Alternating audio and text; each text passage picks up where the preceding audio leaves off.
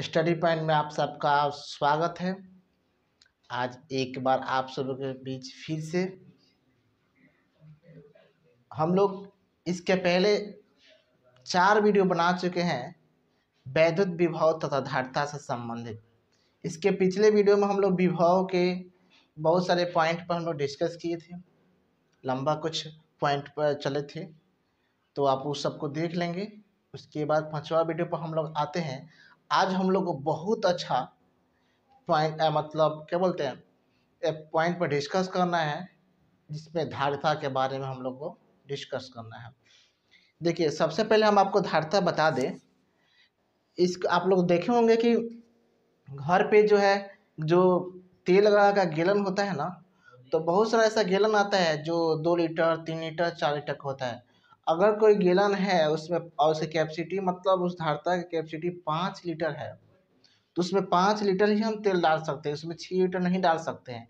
तो उस गैलन में जितना तेल वो अपने अंदर समाहित करता है ना, वह उसकी क्षमता कहलाती है, उसकी धारिता कहलाती है। और ऐसे भी आप लोग बहुत सारा देखे होंगे नॉर्मल जीवन में उसका यूज। इसी बात पे हम लोग को चर्चा करनी है। तो धारिता से संबंधित हम लोग करना है। तो सबसे पहले हम धारिता के ऊपर देखें तो हम आपको बता दें कि धारिता जो होती है आवेश और विभव के बीच जो होते हैं ना, सीधा समानुपाती का रिलेशन होता है। ये आपको धारिता में Q है और ये V है, इन दोनों के बीच जो होता है ना, सीधा समानुपाती का जो है ना संबंध होता है। यानी कि हम आवेश के मात्रा को बढ़ाएंगे तो विभव के मात्रा भी बढ़ेंगी, यदि विभव के मात्रा को घटाएंगे तो आवेश के भी मात्रा घटेंगे। ठीक है, इन दोनों में जो है रिलेशन होता है।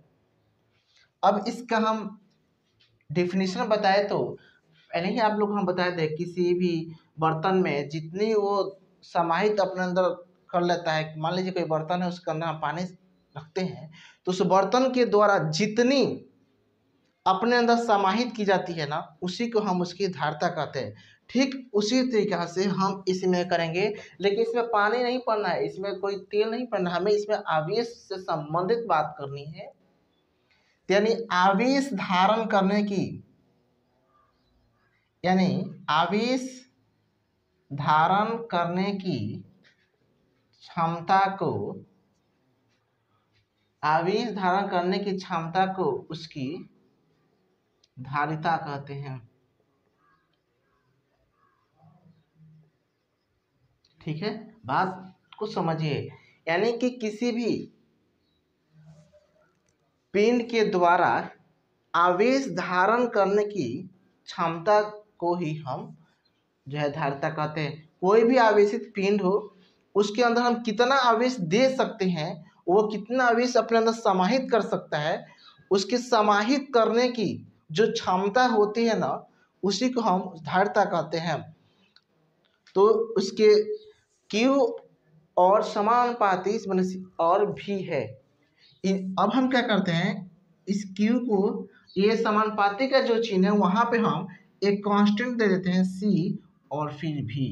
ठीक है, जहाँ पे आप देखेंगे C जो है ना, ये चालक की धारिता है। क्या है?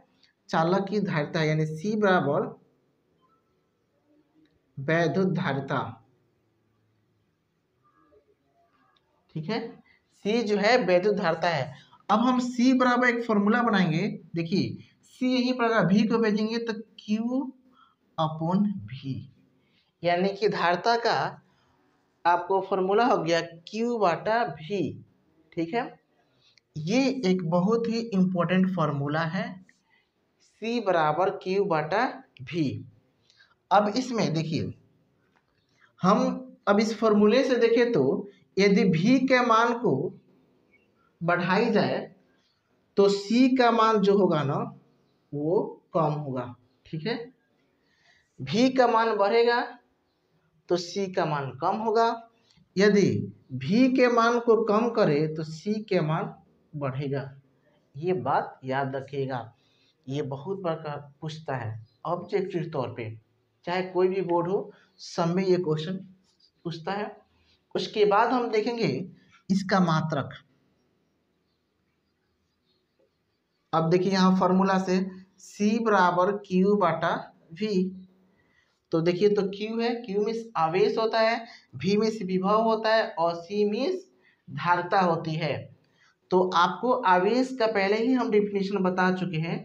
आवेश का जो डिफिनेशन होता है, सॉरी, आवेश का जो फॉर्मूला होता है वो होता है आपको कूलाम बटा में विभव है, विभव का वोल्ट।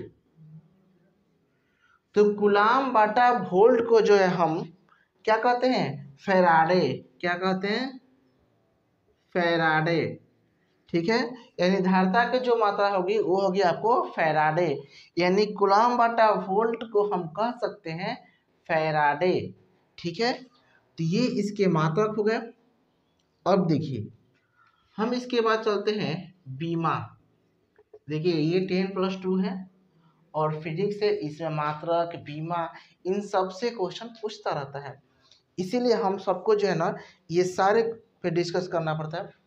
चलिए तो हम देखते हैं C बराबर फॉर्मूला है Q बटा V, और आपको पता है Q की बीमा जो होती है ना आपको AT होती है। ठीक है, इस हम लोग जो पहले आवेश जो चैप्टर पढ़े थे उसमें आवेश की बीमा और उसके मात्रक इन सब पे हम लोग चर्चा कर रहे थे। अब हम पढ़ आते हैं विभव पे। विभव अभी हाल ही में 1-2 वीडियो पहले आप लोग देखेंगे तो मिल जाएगा विभव की बीमा। यहाँ पे विभव की बीमा होती है mL² T-3 और A⁻⁻1। यदि आपको विभव की बीमा में कन्फ्यूजन हो तो आप पिछला वीडियो देख सकते हैं, उसमें हम बीमा निकालना किस तरह से समझाए हैं, वहाँ से आप देख सकते हैं अच्छी तरीके से। ठीक है, अब देखिए हम जब इसको थोड़ा और अच्छा से करते हैं तो mL² T माइनस है, सॉरी ये ऊपर जाएगा तो -1, ऊपर जाएगा तो L-2, ये भी ऊपर जाएगा तो इधर माइनस ऊपर जाएगा तो +4 और A⁻², ये हो जाएंगे आपको वैद्युत धारिता की बीमा। ठीक है, तो आपको ये कई बार कभी बीमा पूछ देता है, कभी इसके मात्रक पूछता है, कभी इसके लिए फॉर्मूला पूछता है, फॉर्मूला पर न्यूमेरिकल पूछता है। तो आपको ये सारे बातें जो है ना ध्यान में रखना योग्य है, इससे अच्छा से समझिएगा तो ये रहेगा। ये देखिए ये रटने वाली चीज़ नहीं है, ये आपको एक एक पॉइंट पे डिस्कस करने की है, आप इसे ध्यान पूर्वक देखें। नेक्स्ट पॉइंट पर हम लोग चलते हैं, C बराबर Q बटा V है। ठीक है, यदि हम V के मान यहाँ पे 1 लेते हैं तो हो जाएगा C बराबर Q। देखिए इसका मतलब ये हुआ कि यदि विभव 1 वोल्ट हो उस कंडीशन में हमारी धारिता और आवेश दोनों बराबर हो सकते हैं। कब? जब विभव 1 वोल्ट हो तब। ठीक है, अब यहाँ बात आई कि हम 1 फैराडे किसे कहते हैं। 1 फैराडे बहुत अच्छा क्वेश्चन है, ये आपको शॉर्ट क्वेश्चन में ये पूछ सकता है कि 1 फैराडे हम किसे कहते हैं। ठीक है, अब चलिए तो देखिए 1 फैराडे हम क्या कहते हैं, यानी किसी पिंड को 1 वोल्ट, किसी पिंड में 1 वोल्ट विभव को बढ़ाने के लिए हमें जितनी आवेश की मात्रा की आवश्यकता पड़ती है उसे हम 1 फैराडे कहते हैं। इसको थोड़ा सा हम डीपली इस पर बोलते हैं, अच्छा से समझाते हैं। आप लोग ध्यान दीजिएगा कि जो इसकी जो डिफिनीशन है उसको जो है हम थोड़ा सा और कहते हैं। देखिए ये कोई वस्तु है, आवेशित है, यानी इसकी जो है 5 वोल्ट इस पर मतलब वोल्ट है, विभव है। इस पिंड की कितनी विभव है, 15 वोल्ट, सॉरी 15 वोल्ट विभव है। और इस विभव को 16 वोल्ट करने के लिए 15 वोल्ट है, इसे 16 वोल्ट में चेंज करने के लिए यदि हम इस आवेशित पिंड को 1 कूलम आवेश दे और ये 1 कूलम आवेश देने से 15 वोल्ट से 16 वोल्ट हो जाए ना, तो ये जो होती है ना ये 1 फैराडे कहलाती है। यानी 1 वोल्ट में वृद्धि करने के लिए यदि 1 कूलम आवेश देने से उसमें 1 वोल्ट की वृद्धि हो जाती है तो उसे हम 1 फैराडे कहते हैं। ठीक है, तो ये है आपको 1 फैराडे। तो आप लोग को ये समझ में आ गया होगा। हम इसके अब आगे चलते हैं, इधर के मिटाते हैं। अब देखिए इसके बाद यहाँ से पूछता है कि जो है धारिता कौन सी मात्रक होती है। तो आपको हम बता दें, देखिए धारिता जो आपको होती है, पूछता है कौन सी मात्रक होती है। तो धारिता जो आपको होती है ना, ये एक अदिश राशि होती है। कौन सी राशि होती है? अदिश राशि होती है। ठीक है, और एक और बात बता दे, ये जो है हमेशा धनात्मक होती है क्या? धारिता।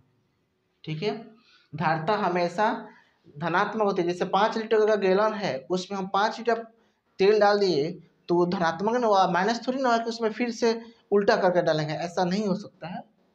और ये जो है एक अदिश राशि है, इसमें दिशा नहीं होती है, सिर्फ परिमाण होती है, इसीलिए इसे हम क्या बोलते हैं? अदिश राशि है।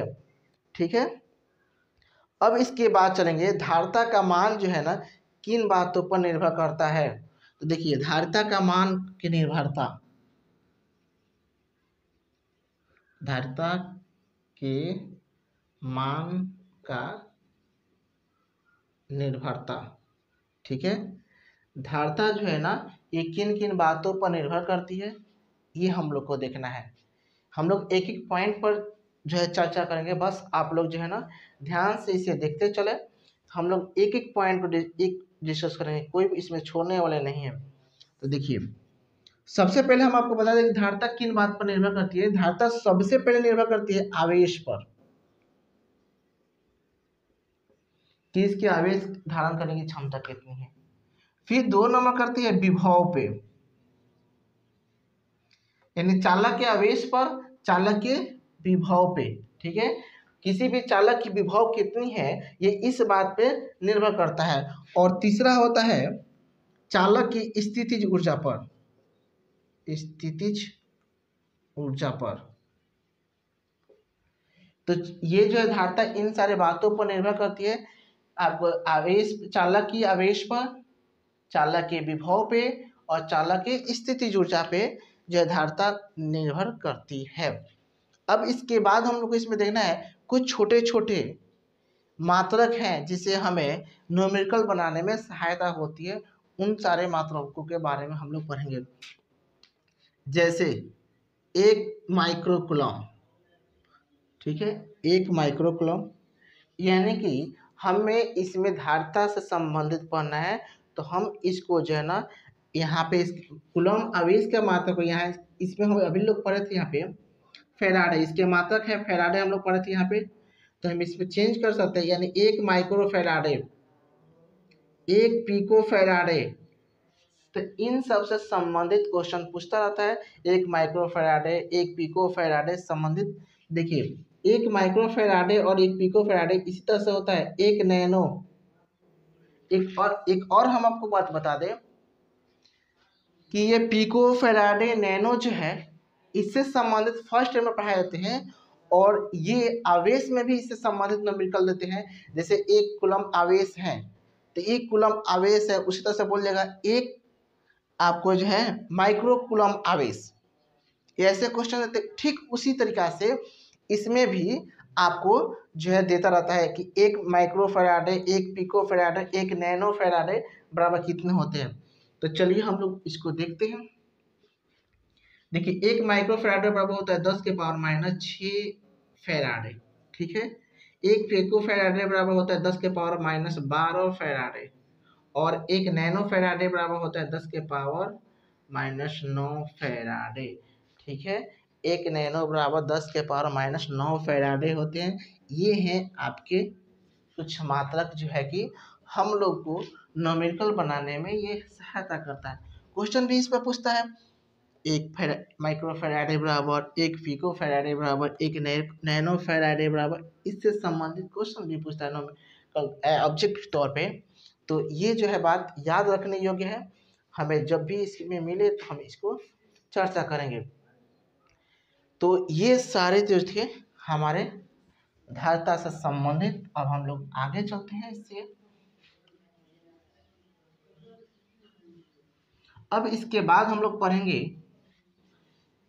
गोलीय चालक पर धारिता। ठीक है, गोलीय चालक पे हम लोग धारिता के बारे में पढ़ने हैं। तो हम आपको बता दें, इसके पहले वाले वीडियो में हम लोग पढ़े थे गोलीय चालक से संबंधित, और किसी बिंदु आवेश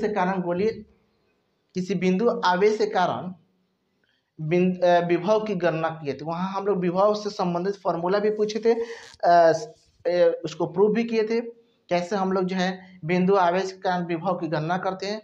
तो आप लोगों को फॉर्मूला याद भी होगा कि विभव का फॉर्मूला होता है 1/4 पाई एप्सिलॉन नॉट इंटू Q/R। ये फॉर्मूला होते हैं विभव के। तो चलिए हम लोग देखते हैं यहाँ पे किसी गोलीय चालक पर जो धारिता, किसी गोलीय चालक पर जो है धारिता कैसे होती है, इस बात की हम लोग को देखना है। तो यहाँ पर हम लोग हेडिंग दे दें, किसी गोलीय चालक पर धारिता। ठीक है, हम लोग को देखना है किसी गोलीय चालक पे धारिता के बारे में। सबसे पहले हम आपको बताएं कि ये कोई गोला है, ठीक है, और ये इसका केंद्र है। यहाँ से R दूरी पे एक बिंदु P है, राइट, ये O है, ठीक है, और ये आवेशित पिंड है, गोलीय है, यानी इस पे आवेश है प्लस Q चार्ज इस पे दिया गया है। हम लोग फिर से थोड़ा सा इसको देखते हैं। ये कोई गोलीय चालक है, ठीक है, जो आवेशित है, इनकी धन आवेश से आवेशित है, और इनके O बिंदु से R दूरी पर एक बिंदु है जिसका नाम हम लोग लिए हैं P। ठीक है, अब हमें इस पे देखना है कि इसकी धारिता कितनी होगी। तो हम आप लोग को एक याद दिला दें, इसके पहले वाले वीडियो में हम लोग विभव के फॉर्मूला को देखे थे, और अभी हम लोग नेक्स्ट पॉइंट में देखे थे धारिता के फॉर्मूला। तो विभव के फॉर्मूला और धारिता के फॉर्मूला के दोनों के सहायता से हम इस आवेशित गोलीय पिंड पर, यानी आवेशित गोलीय चालक पे हम लोग देखेंगे इसकी धारिता कितनी है। ये बहुत ही इम्पोर्टेंट फॉर्मूला है इसके कि किसी गोलीय चालक पे उसकी धारिता कितनी होती है, हम लोग विभव के फॉर्मूला से निकालने का कोशिश करेंगे। तो चलिए तो देखते हैं गोलीय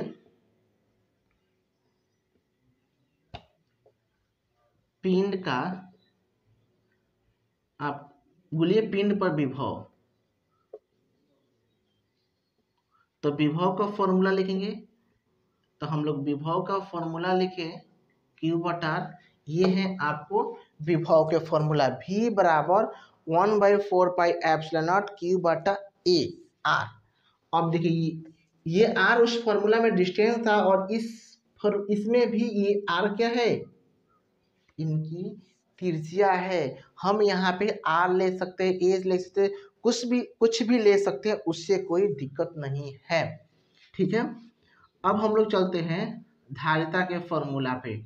तो धारिता के फॉर्मूला बताइए तो क्या होता है, अभी हम लोग जस्ट लिखे थे। तो धारिता के फॉर्मूला होती है C बराबर Q/V, ये होती है आपकी धारिता की फॉर्मूला। ठीक है, चलिए अब हमको देखना है यहाँ पे कि ये C बराबर Q/V है। ठीक है, एक मिनट, यहाँ जब छोटा भी है तो हम इसको छोटा भी लिखते हैं, इससे कोई दिक्कत नहीं है। क्यों, तो देखिए C बराबर Q/V है, और हमें यहाँ V का मान दिया हुआ है। ठीक है, V बराबर 1/4 पाई एप्सिलॉन नॉट Q/R।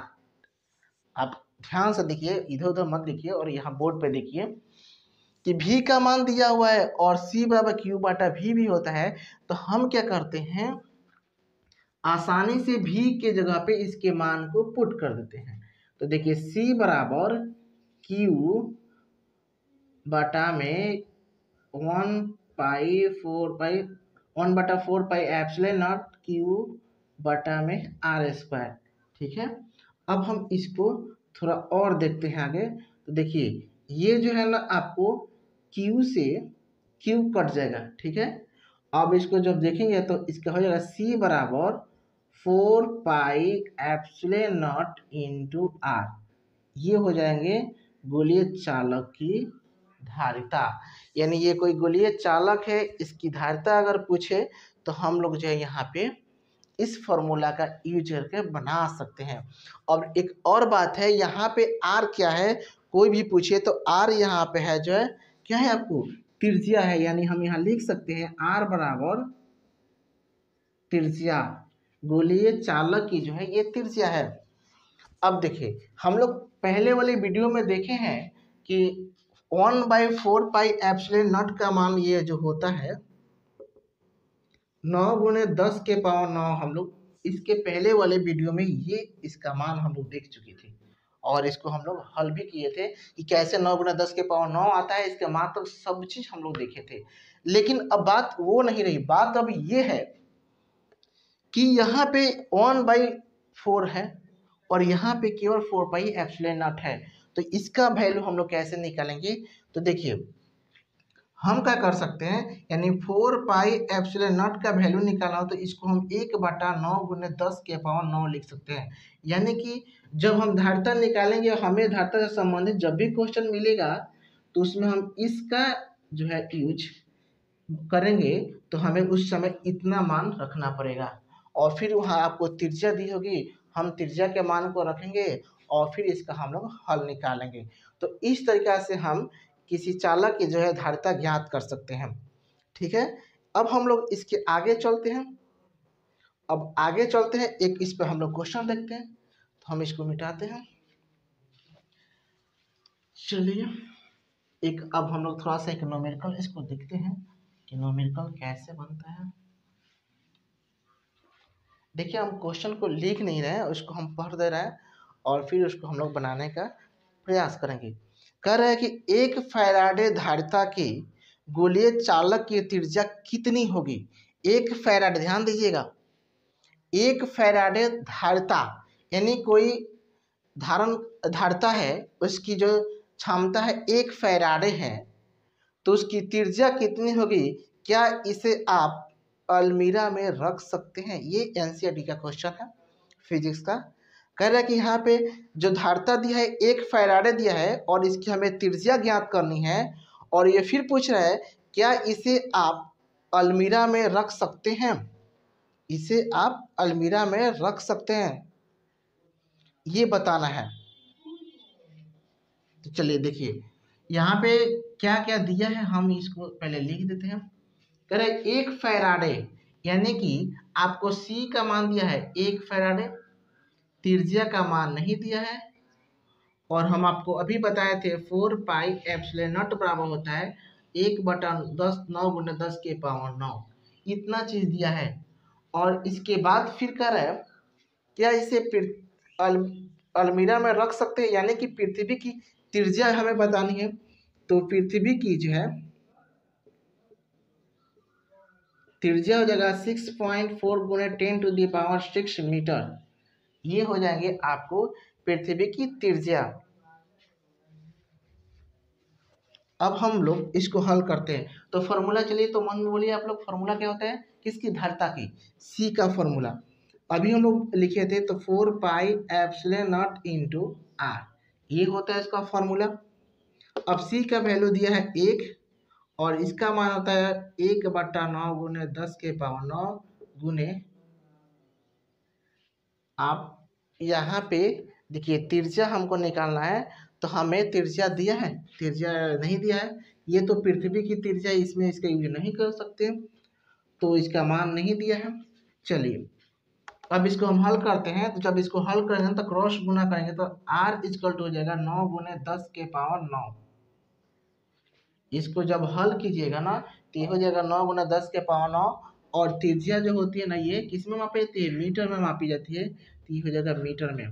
अब यहाँ एक बात देखने योग्य है कि हम इसलिए पृथ्वी की त्रिज्या लिखे थे चूंकि पृथ्वी की त्रिज्या 6.4 गुना 10 के पावर 6 मीटर। ठीक है, पृथ्वी की त्रिज्या है 6.4 × 10⁻6 मीटर और हमें इसकी त्रिज्या है 9 × 10⁻9 मीटर, यानी कि पृथ्वी की त्रिज्या से काफ़ी ये ज़्यादा है। इसीलिए हम इसे अलमीरा में नहीं रख सकते हैं। क्यों नहीं रख सकते हैं? क्योंकि ये पृथ्वी की त्रिज्या से काफ़ी ज़्यादा है और ये पृथ्वी पर एडजस्ट नहीं हो सकती, तो अलमीरा में कहाँ से एडजस्ट होगा। इसीलिए इसे हम अलमीरा में नहीं रख सकते। ये एनसीईआरटी का क्वेश्चन है, वहाँ से हम लोग इसको हल किए। अब हम लोग, ये थे आपकी धारिता। अब धारिता के बाद हम लोग को पढ़ना है संधारित्र। ठीक है, संधारित्र हम लोग को पढ़ना है। और संधारित्र कैपेसिटर, आप लोग को इसको बहुत लोग देखे होंगे कैपेसिटर के बारे में, पंखा में, फ्रिज में, कूलर में भी लगता है। पंखा में आप लोग देखे होंगे। एक आपको बता दें, उसको अपने भाषा में हम लोग कैपेसिटर को कहते हैं कंडेंसर। जो पंखा में देखले हो वजह कि इतना बड़ा बड़ा ना ऐसे सिलेंडरकार रूप में वाइट कलर का लगा रहता है पंखा में, उसी को बोलते हैं, क्या बोलते हैं अपने भाषा में, कंडेंसर लोग कहता है, लेकिन उसको हम लोग बोलते हैं संधारित्र हिंदी में, और फिर इंग्लिश में उसको कैपेसिटर बोलते हैं। यानी कि इसी का यूज हम लोग उसमें करते हैं। तो इसके बाद हम लोग जो है ना नेक्स्ट वीडियो में संधारित्र से संबंधित करेंगे। जय हिंद।